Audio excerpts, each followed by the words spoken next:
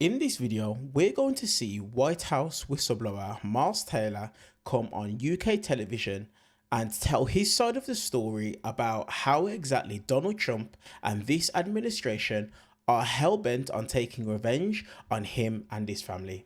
As usual, let's watch this video in full and then I'm going to give you guys my thoughts towards the end. The president and his team seem hell-bent on finding something, anything that they could use to exact revenge against me and my family. 7 years ago, I came out against the president from within his own administration. I went into the first Trump administration to work at the Department of Homeland Security. I had gone into government after 9/11 to serve my country. I'm a lifelong Republican. But when I got into that administration, not only did I not like what I saw, I was very alarmed by what I saw because on a regular basis, the president's every move was erratic. And so I published an opinion piece in the New York Times from within the administration, first anonymously, expressing how volatile it was in the administration and that the president's own cabinet members felt like he was unfit for office. And eventually I came forward, I quit the administration and unmasked myself because I felt like it was important to own those words in my own name. I'll come back to that if I may. I want you to give our audience an insight into how your life, your friends' lives have been impacted since this investigation, since this executive order was signed by the president. Well, Victoria, that's why I'm here with you guys tonight. And a lot of folks had advised me not to, right? To just lay low and hope that it blows over. But I think it's important for people to understand what's happening right now in the United States. These orders that go out are not just symbolic, they're not just pieces of paper. They absolutely destroy people's lives. And in our own case, since that order on April 9th, it forced me to leave my job, and I'm the single income earner in my household, which meant that my wife, who's a stay-at-home mother with our baby, has had to return to work so that financially we can support ourselves, so that we don't lose our home in what we expect to be a very long legal fight. We've had to launch a legal defense fund to raise money to be able to sustain that legal defense. And we've even had friends that have been fired from the executive branch simply because they're associated with us. In fact, a senior official at the Department of Homeland Security... Seriously? Is that true? Yeah, a senior official at DHS was fired the other week because the White House found a photo of him at our wedding. They found a photo of him as an attendee at our wedding. You are joking. And they fired him from his job. Sorry, can I just be clear? Sorry, Mr. Taylor, to interrupt. You're saying that your friend who works at the Department of Homeland Security was fired simply because there was a photograph of him at your wedding. That cannot be the reason that person was fired. Seriously? Well, I'd like to say that I'm the one who's mistaken, but White House officials confirmed that's why he was fired. And to me, that's just an extraordinary example of how far this administration is willing to go to exact revenge. It's not enough for it just to be about me and people who've criticized the president. They want to shut up critics by showing that if you even associate with them, you too will be targeted. Why do you say you have had to leave your job because of this? Well, honestly, this is what you would call modern day blacklisting. It makes it almost impossible to go work with companies and advise them because then they are fearful of potentially being targeted by the White House. And that's what I've done for a number of years. I do private consulting, I work with technology companies, but it's not possible to continue that work right now in Washington, D.C. when you're blacklisted by the President of the United States. And then you add into that, Victoria, after that happens, you get a range of threats. And we dealt with this several years ago when I came forward against Donald Trump, but since then we've had individuals dox us, share our personal information online, send very violent threats towards me and my wife and our child. We've had family members who are so fearful of the threats that they too have distanced themselves from us because our own family members are concerned that they will be in the crosshairs. And just the other day, my wife and I were advised to sit down and update our last will and testament to name a guardian for our daughter in case the worst happens. That's correct. Yeah, What- we went. Okay, so just so I'm clear, in case the worst happens, what are you saying?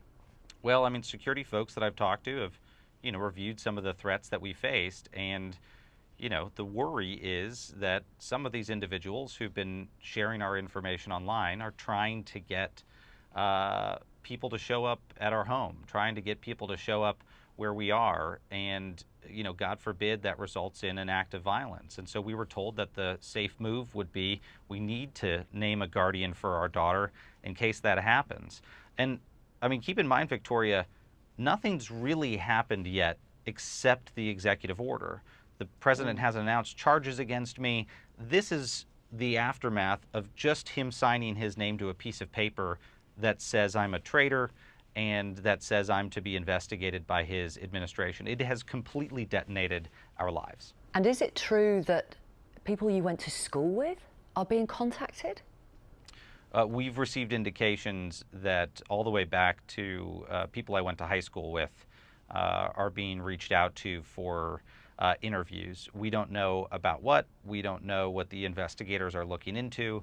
And that's what's extraordinary about this to me and my wife and my family is, normally in the United States, if you're being investigated for a crime, you know what that crime is. But in this case, we don't. And as the Wall Street Journal called it here in the States, it is very much a fishing expedition. The president and his team seem hell-bent on finding something, anything that they could use to exact revenge against me and my family. Well, let me look at the wording of the executive order and quote from it. And this may give our audience a clue as to why President Trump has signed this thing. The key points allege that you, quote, illegally published classified conversations to sell your book. You disclosed sensitive information obtained through unauthorized methods, possibly violating the Espionage Act. Is any of that untrue? The entire thing is untrue. In the United States, you don't need a permission slip to criticize the President of the United States. And the opinion piece I wrote, the book I wrote, have been out there for 7 years and 5 years respectively. And they are not sensitive disclosures of information. They are critiques of the President of the United States. And now, well, let me just president... for our audience, I'm so sorry to interrupt, Ms. Taylor, but for our audience, the kind of things you wrote in your book, which was a New York Times bestseller, were things like President Trump in his first term was too distracted to pay attention to intelligence briefings. Donald Trump refused internal recommendations to punish Moscow for interference in US affairs. Donald Trump wanted to swap Puerto Rico for Greenland because it was dirty and the people were poor. Donald Trump tried to block emergency aid for California wildfire victims because it was a democratic state. That's the sort of stuff which he wrote, and which Donald Trump himself has said might mean you could be guilty of treason. Now, in US federal law, that's defined as a betrayal of one's country. How do you plead? Well, I'll tell you, Victoria, it's also a crime in the United States that's punishable by death. But I would go back to this and say that in this country, criticism is not classified, but the President of the United States, Donald Trump, believes that dissent is subversive. And in fact, ever since I published that first opinion piece, his immediate reaction was to tweet out a 7-letter response in all capital letters, treason, ? So before he had even read what I'd said, he had already decided that I'd committed an act of treason. The Secretary of Homeland Security, according to this executive order, shall prepare a report with recommendations for appropriate remedial or preventative actions to be taken to protect America's interests. Now, you've already told me that one of your worst fears could potentially be someone, I mean, essentially you assassinating you. Is that what you meant, just so I'm clear? Well, look, it's a really, really volatile moment in the United States, and I'll give you a data point, Victoria, on why I have this concern, because my previous job had been as Chief of Staff at the Department of Homeland Security, and so I was tracking this data very closely.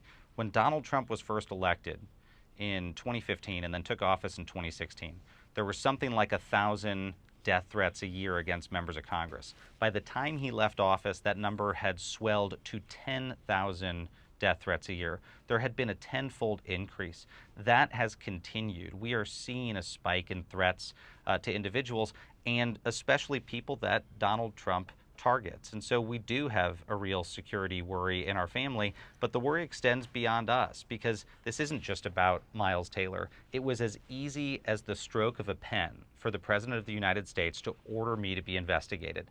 There's no telling how far that can go. He could do this to dozens or hundreds of Americans who cross him in the wrong way, and that's why we think it's very important to draw a legal line now. Do you regret that anonymous op-ed in the New York Times? Do you regret writing your book, which you did anonymously? And do you regret ultimately outing yourself? It was you who revealed that you were the whistleblower. I would do it all again. I think the only thing that I would Really? change, Victoria, is I would do it even sooner, because in my mind, there was no reason to wait. I think it was evident from the first year Trump was in office who he was. How many death threats have you and your family received? I'm not sure that we've statistically quantified them, but enough serious threats that we've had to undertake major security improvements at our property. And look, at one point, after I came forward against Donald Trump, I was relocated to a safe house in Northern Virginia under armed guard with a pistol on my bedside. I mean, that's how serious it got at one point. And some of those same threat actors have reemerged amidst this. Okay. Do you also fear jail? I think that anything is possible right now with this administration, and I do expect at some point that there's a good chance that they will try to bring fake charges against us, charges that aren't based on real evidence or real crimes, but to try to prove a point. In fact, White House officials had said after this order that they did it to send a message. And it was very clear what they meant by that: send a message to people who would dare to criticize the president, whether inside the administration or outside. Miles Taylor, thank you very much for talking to Newsnight and to our audience. Thank you. Thanks, Victor. I mean, look, I don't know about you guys, but some of the things that Miles Taylor exposed in this video was quite bone-chilling stuff. But unfortunately, I'm not surprised by any of it. This administration, Donald Trump, we knew that he was coming back with a vengeance, and he was looking to take revenge on all of the individuals that tried to come after him previously. But Miles Taylor, massive respect to him, was brave enough to come out and speak on exactly what it is that Donald Trump is trying to do. This is absolutely crazy stuff. And I'm going to be honest with you guys, this is actually the first time I'm actually hearing about this situation in of itself. But guys, look, let me know your guys' thoughts in the comment section down below in regards to this. I'd love to hear your guys' opinions on this. Let me know what it is that you guys know of this situation. What have you heard? What do you know what's going on with it? As usual, I appreciate your guys' comments, so let me know down below. While you're down there, hit the subscribe button and the thumbs up button for the YouTube algorithm, and then turn on the bell notifications so that you get notified every single time we upload a brand new video. I appreciate you guys, and I'm going to see you guys in the next one.